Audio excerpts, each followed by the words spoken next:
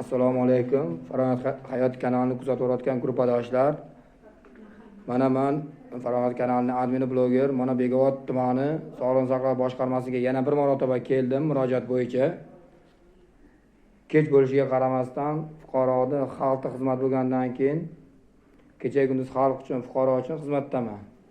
Mana kecha soat tungi 6:30 orasida yana Bekobod tumanida avtoavariya bo'lgan. Jiguli mashinasi 8 yoshli bolani mashinada urib yuborgan. Hozir keldim, Bekobod tumani Sog'liqni saqlash boshqarmasining doktori bola haqida ma'lumot beryapti. Oyoq son suyagini sinishi, yelka suyagini lat yeyishi hamda miya chayqalishi. Mana hurmatli fuqarolar, o'sha murojaatchimiz o'tiribdilar. Assalomu alaykum opa. Assalomu alaykum. Holat qanday bo'lgan? Kecha qo'shnim keluvdi. Qo'shnim bolasi chiqdi, shunaqa bolangizni, shunaqa avariya bo'ldi bolangiz. Bola chiqib qarang, mashina urib ketdi. Ko'chaga chiqsam, bolamni, o'sha bolani o'zi bolamni o'qilayotgan ekan. Hushidan ketib qolgan bola. Bolamning nafasiga qimirlatib o'ziga keltira olmadi. Bolam ancha og'ir edi uni qo'lida. Keyin bir deyishdi, bilmayman, bolam o'lib qoldi meni. Bolam o'lib qoldi, bormayman men. Dedi mashinaga. Bilmayman men. Mashinaga keyin qaynakam, akam kelgan, qaynakam. Qaynakam o'zi bilan birga keldi, u bola bilan ketgan. Men bolamni o'zi ko'zini, hech narsani bilmayman, bolam hech narsani bilmaydi. Men bolam shunaqa o'lib qoldi bolam deb qilman. Yig'laganman. Mana bolamni hozir oyog'i, yelkalari singan. Ular davolanamiz. Keldi bugun dori-darmon qildi. Dori-darmon qilgani bilan baribir qaramaymiz deb ota-onasi ham, dadasi ham, o'g'li ham kelmadi, o'qimadi. Xullas, murojaatchimizni singillari menga murojaat qilganman, o'sha murojaati bilan kelganman. U murojaatchi mayli ismini aytmayman videom davomida. O'sha murojaatchi kelgan vaqtimiz Shopir akamizga telefon qilgan vaqtda keling, mana shunaqa yana dori-darmoni kerak bo'lib qoldi degan vaqtda kelishdan bosh tortyapti, chunki men o'zimning ham farzandimning mazasi yo'q, u yoq deb qaramaymiz degan vajlarini aytgan. Undan tashqari kecha bular avariya bo'lgan zoqatini o'ziga menga telefon qilgan vaqtda men boshqa ish bilan band bo'lganim uchun kela olmadim kechqurun. Bo'lmaganda kelardim. Shu yerga yo'l harakat xavfsizligi boshqarmasi xodimi kelgan, gay kelganda bu yerda ona ham javobgar degan narsani aytyapti. Ona qanday javobgar bo'lishi mumkin? Chunki bola mahallada bo'lgan, uyining yonida bo'lgan, ona ish bilan band bo'lgan bola 8 yoshli bola bo'lsa, mahallaning ichida sal mashinalar tezligini kamaytirib yursa bo'lmasmidi?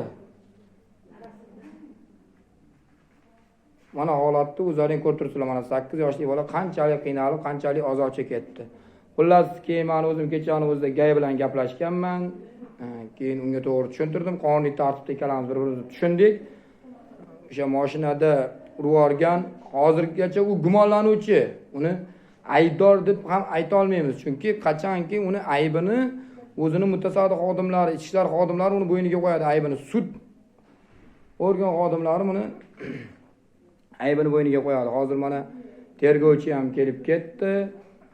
Fuqaromiz, ya'ni o'sha avariyaga uchragan fuqaro hech narsani esla olmaydi. O'sha avariyagacha bo'lgan jarayonni aytyapti, yog'ini esla olmaydi. Undan oldin o'zim ham savol javob qildim.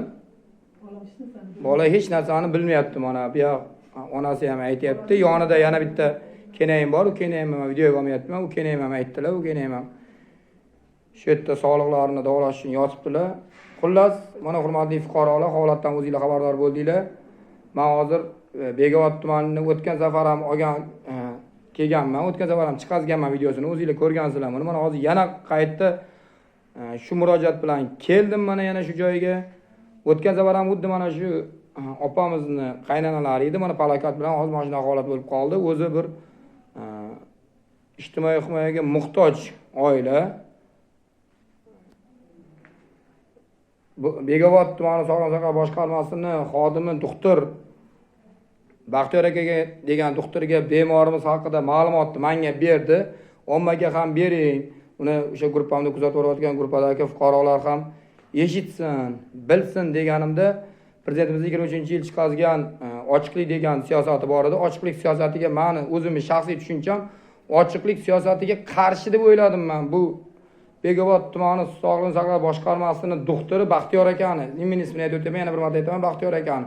Men o'ziga ham aytdim, nega video berishdan bosh tortyapsiz? Siz ochiqlik siyosatiga qarshimisizmi desam, yo'q, men qarshi emasman dedi. Unda amalda isbotlab bering desam, meni pastda bemorlarim bor, u bu, mayli bemorlar bordir balkim, pastga tushib ketdi. Undan keyin kechani o'zida bu yoqda fuqaroning singillari hamshiralarga aytgan, nega bu bemorga qarash kecha sus bo'lgan, nega yaxshi qaramayapsiz, unaqasi ular qo'ldan kelganimizga qarayapmiz degan. Keyin 102 ga telefon qilaman degan joyida undan kattasiga qilmaysizmi degan gaplarni ham aytib o'tgan. Mana Bekobod tumanida hamshiralarni fuqarolarga, bemorlarni yaqinlariga qilayotgan muomalasi. Men o'tgan safar ham video davomida so'rab o'tganman, bu safar yana ham so'rab o'taman. Shaxsan jamoatchilik nazorati sifatida Bekobod tumani Sog'liqni saqlash boshqarmasini shaxsan Toshkent viloyat Sog'liqni saqlash boshqarmasi rahbari To'raqul Sodiqovich jiddiy shu narsaga o'zingizni diqqatingizni qaratishingizni, e'tiboringizni qaratishingizni xohlayman men. Men Bekobod tumani Sog'liqni saqlash boshqarmasidan ikkinchi murojaat bilan kelyapman. Ikkita murojaat bilan kelgan holatimda ham men bu banisadan noroziman men. 100% mana aytib o'tyapman. Mana hozir ham kelganimiz mana bu siz shu yerdagi doktorlardan rozimisiz? O'zingiz shaxsiy fikringizni ayting mana. Menga qilgan bergan ko'rsatmangiz mana video davomida aytib o'tiring. Men chunki fuqaroning murojaatini aytib o'taman ommaga.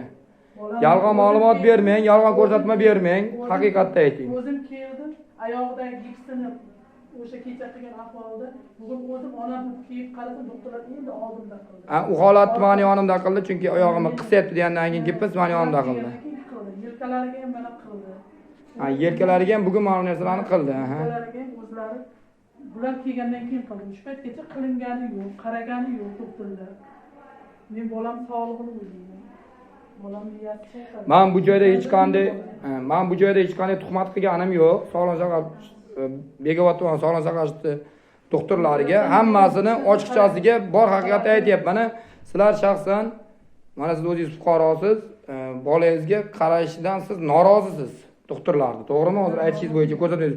Hozir bular kechqurun 16 ga olib ketamiz deyishdi. Bular tez yordam mashinani faqat gilavrach gaplashar ekan. Men endi bu chog'da gilavrachni bezda qilib yotmadim. Bo'lmasa Bekobod tumanining Sog'liqni saqlash boshqarmasining gilavrachida menda nomeri bor edi. Telefon qilib yotmadim. Abetdan keyin qilganimda nomerlarni ko'tarmadilar. Balkim yig'ilishdadirlar, balkim banddirlar.